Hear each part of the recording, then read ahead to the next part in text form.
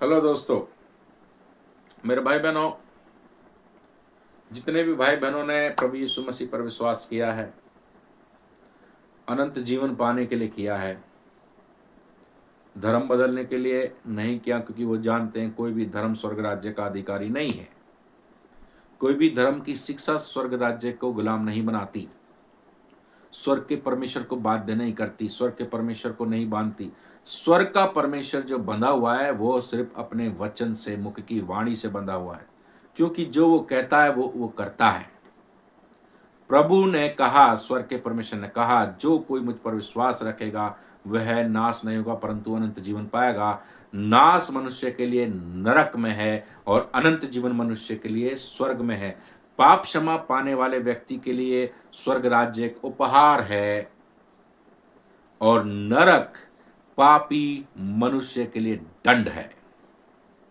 मेरे अजीजों, जब न्याय होता है, जब खूनी को दोषी पाया जाएगा तो उसको उसको घर वापस नहीं भेजते, उसको या तो जेल में डालेंगे, उम्र कैद करेंगे, या उसको फांसी दी जाएगी।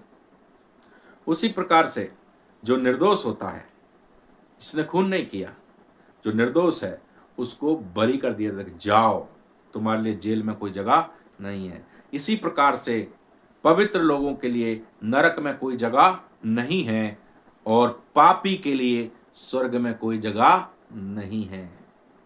इसी से आपको जानना है, क्योंकि आपको बहुत भूख है स्वर्ग जाने की। इसलिए लोग फोटो पे खत्म होते ही तुरंत लिख देते हैं स्वर्ग है फलाना फलाना।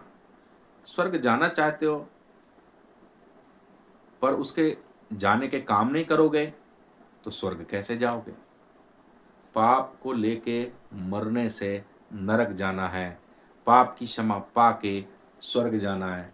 और पृथ्वी पर एक के द्वारा ही मनुष्य जाति के पाप क्षमा होते हैं, क्योंकि लिखा है, स्वर्ग के नीचे और मनुष्यों के बीच में एक ही नाम दिया गया है जिसके द्वारा मनुष्य उद्धार पा सकता है, यीशु मसीह। यीशु मसीह किसी को धर्म देने के लिए नहीं आया। यीशु मसीह लोगों को पाप से छुटकारा देने के लिए, उसके पाप को क्षमा करने के लिए, उसके जीवन में से नरक को खत्म करने के लिए, उसके जीवन को स्वर्ग राज्य में पहुंचाने के लिए आया है। उसका नाम जीवन की पुस्तक में लिखने के लिए आया। तुम्हारे दुखों को सुख में बदलने के लिए आया है, तुम्हारी मृत्यु को जीवन में बदलने के लिए आया है यीशु मसीह। आप हमारी इस चैनल को लाइक करें, सब्सक्राइब करें, प्रेम दें। धन्यवाद।